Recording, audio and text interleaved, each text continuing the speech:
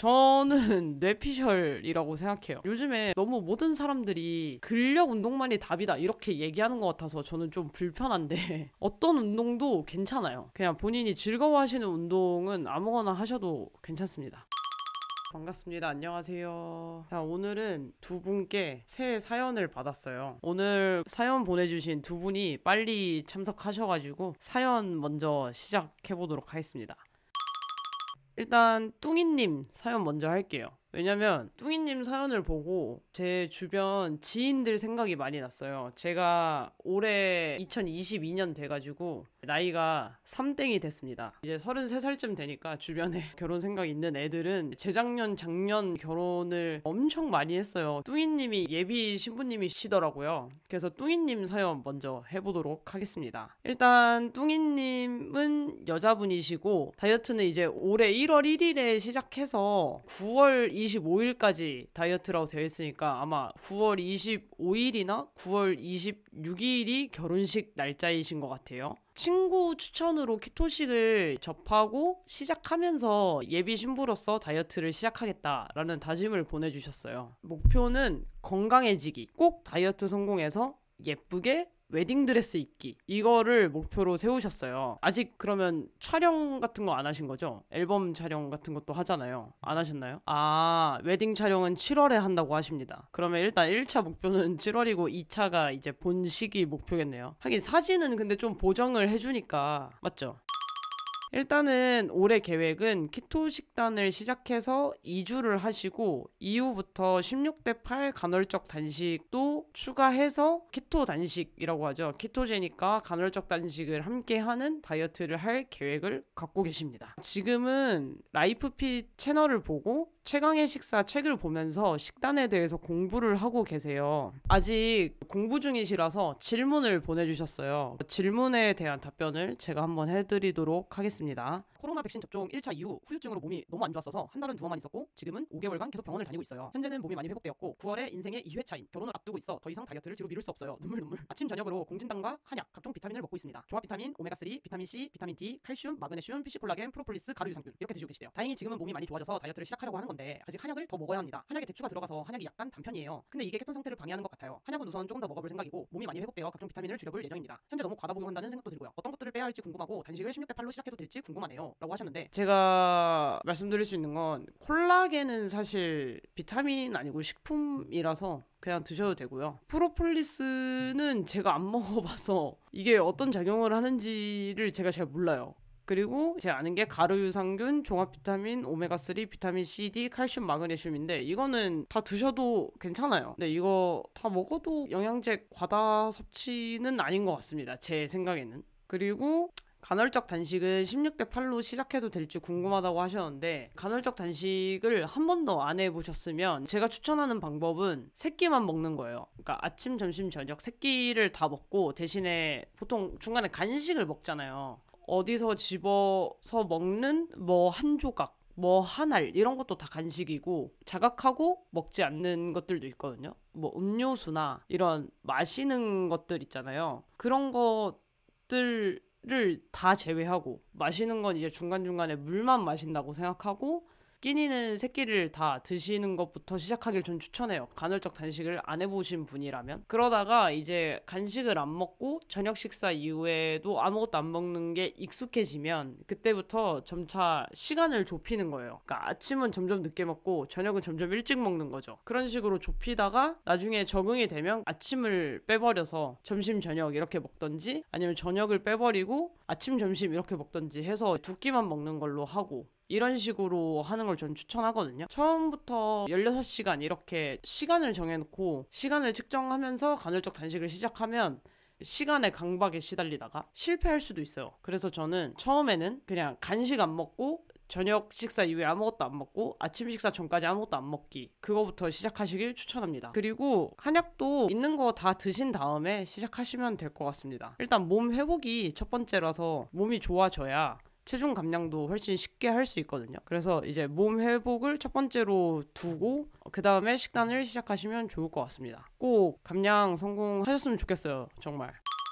제가 드리고 싶은 말씀은 날짜가 정해져 있는 다이어트를 할 때 뭐랄까 초조해서 오히려 스트레스를 받아서 다이어트가 잘 안 되는 경우들이 있거든요. 그래가지고 너무 초조하게는 생각 안 하셨으면 좋겠어요. 왜냐면 이제 1월부터 시작하시면 9개월의 시간이 있잖아요. 그러면은 처음에 이렇게 쭉 빠지다가 안 빠지는 기간이 왔다가 다시 쭉 빠지다가 이게 번갈아 가면서 나타날 텐데, 안 빠지는 기간이 살짝 올 때 너무 나 자신을 타이트하게 조이면 결국에는 그 기간을 완주를 못할 수도 있거든요. 그래서 어차피 체중은 많이 빠지면 한 번은 그 체중을 다지는 시기가 올 수밖에 없으니까 그 사실을 항상 염두에 두시고 너무 초조하지 않게 하시면 충분히 가능할 거라고 생각이 듭니다.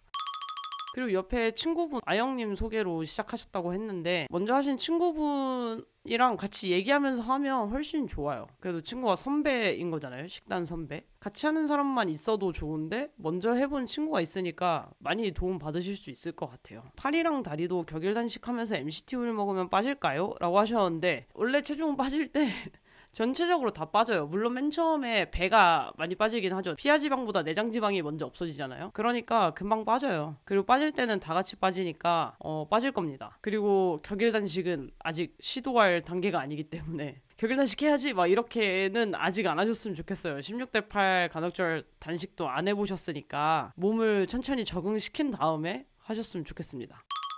이하영님, 명캥님 사연 보낸 후 드디어 60kg 달성했는데 그 이후로 이상하게 단 게 너무 땡겨요 라고 하셨는데, 단계 당긴다 라는 거는 그때 아영님이 엄청 엄격한 키토제닉에 가장 가까운 식단을 하셨잖아요. 엄격한 키토제닉 식단에 가깝게 하시면서 지방량을 늘리니까 이제 식욕이 없어지더라 이렇게 얘기를 해주셨었는데, 제가 그때도 말씀드렸듯이 그 시기가 지나면 충분히 먹었다고 생각했는데도 배가 고픈 그런 느낌이 올 거라고 제가 말씀드렸잖아요. 그때는 단 거 말고 밥이나 이런 전분류의 탄수화물을 좀 드셔주세요. 지방량을 엄청 많이 늘려서 키토제닉을 하면서 식욕 감소가 일어난 경험을 갖고 계신 분들은 인슐린 저항성이 엄청나게 많이 회복된 상태다, 인슐린 민감성이 높아진 상태다 라고 생각하시면 되거든요. 그러면은 또 탄수화물이 들어가면 생각보다 금방 배가 불러요. 혈당이 오르면서 주는 포만감이 또 있거든요. 근데 그게 평소에는 항상 탄수화물을 많이 먹는 식단일 때 모르다가 탄수화물 끊은 다음에 다시 탄수화물을 먹으면 혈당이 올랐을 때 주는 포만감 같은 거를 잘 느낄 수 있게 돼가지고, 그렇게 되셨으면 탄수화물을 조금 추가해서 드시길 저는 추천합니다. 단당류 먹는 것보다는 전분류로 미리 챙겨 먹는 게 좋다라고 말씀드리고 싶어요. 두 번째 사연으로 가볼게요. 두 번째 사연은 꼬북침님의 사연입니다. 꼬북침님은 연령이 만 25세인 여자분이시고 초등학교 선생님이세요. 초등학교 선생님 너무 귀여운 것 같아요.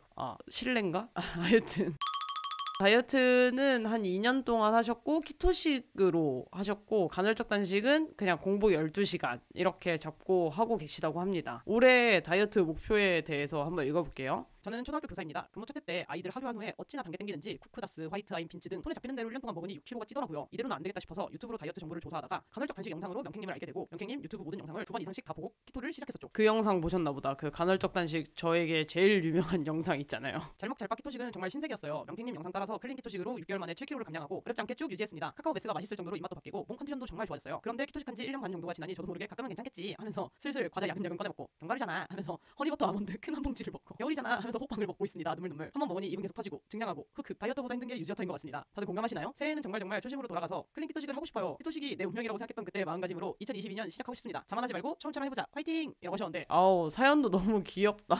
아이들 하교한 이후에 단계 땡기는 느낌을 저도 알 것 같아요. 저도 교사했을 때, 저는 중학교 선생님이었으니까 종례 끝나고 청소하고 애들 딱 가면 그 빈 교실에 가끔 딱 있을 때 있거든요. 여기 혼이 이렇게 나간 느낌? 그래서 약간 고요한 교실 속에서 가만히 있고 이럴 때가 있거든요. 근데 초등학교 선생님들은 좀 교무실에 있고 이러기보다는 본인 교실에서 거의 애들이랑 계속 생활하시고, 애들 하교 후에도 교실에 계시잖아요. 교무실 안 가시고. 그러면 이제 애들 주려고 사는 과자를 드셨던 거겠죠?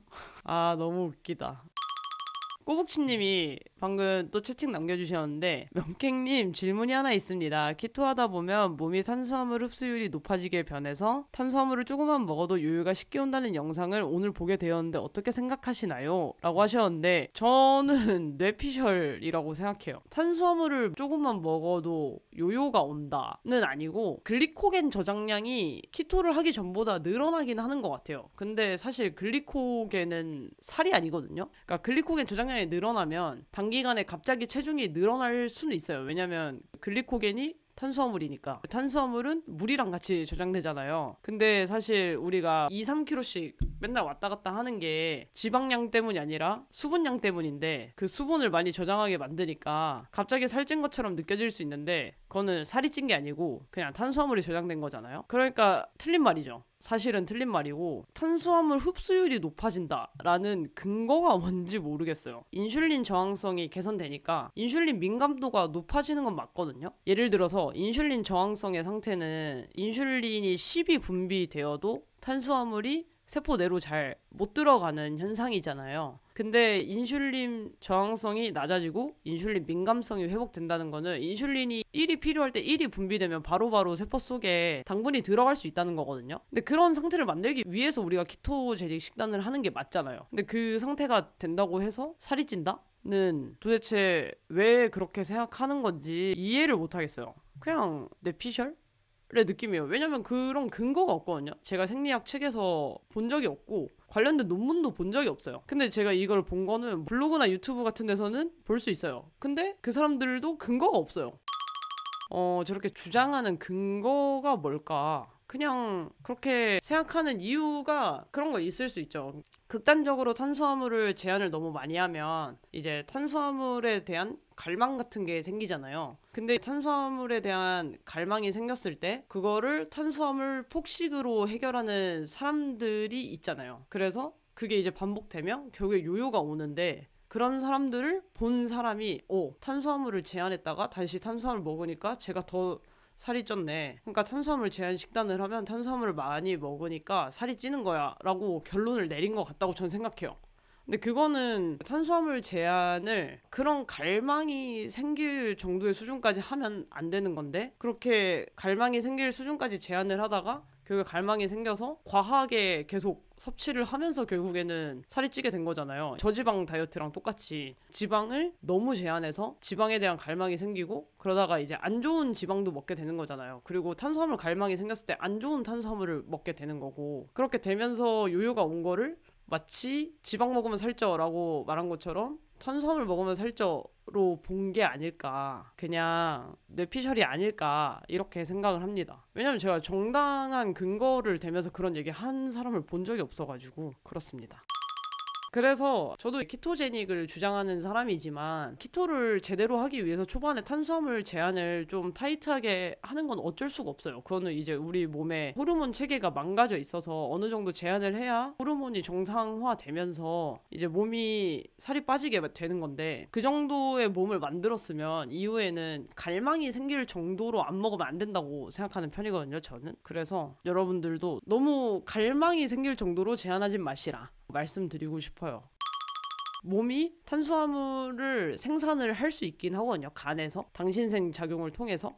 근데 그 당신생 작용이라는 것 자체가 그렇게 쉬운 일이 아니고, 그리고 여자는 남자에 비해서 당신생 능력이 떨어져요. 이건 연구 결과가 있어요. 그렇기 때문에 여자분들이 남자분들에 비해서 탄수화물을 좀 더 많이 먹어야 된다라고 저는 생각하는 편이거든요. 특히 운동하는 분들은 더 그렇고. 그래서 내가 갈망이 생길 것 같다라고 생각이 드시는 분들은 미리미리 전분류의 탄수화물을 그람수를 좀 높여서 순탄수양을 좀 늘려서 야트막한 케토시스 상태를 유지하시다가 갈망이 사라졌다 그러면 다시 좀 타이트한 키토제닉 식단을 하다가 이렇게 좀 왔다 갔다 하면서 식단을 하시길 저는 추천합니다. 그리고 이제 운동을 안 하시는 분들은 운동을 하시면 탄수화물을 어쨌든 몸이 소진을 하기 때문에 탄수화물 허용 폭이 좀 커질 수 있거든요. 초반에는 당연히 운동이랑 식단을 같이 하는 게 쉽지 않아서 식단 먼저 하시고 나중에는 운동을 좀 곁들여서 하시길 추천해요. 근데 운동도 저는 무조건 웨이트 트레이닝 해야 되고 헬스장 다녀야 되고 PT 받아야 된다고 생각하지 않거든요. 자기가 하면서 재밌는 운동은 뭐라도 하시면 돼요. 아무거나 괜찮아요. 요즘에 너무 모든 사람들이 근력 운동만이 답이다 이렇게 얘기하는 것 같아서 저는 좀 불편한데 어떤 운동도 괜찮아요. 그냥 본인이 즐거워하시는 운동은 아무거나 하셔도 괜찮습니다.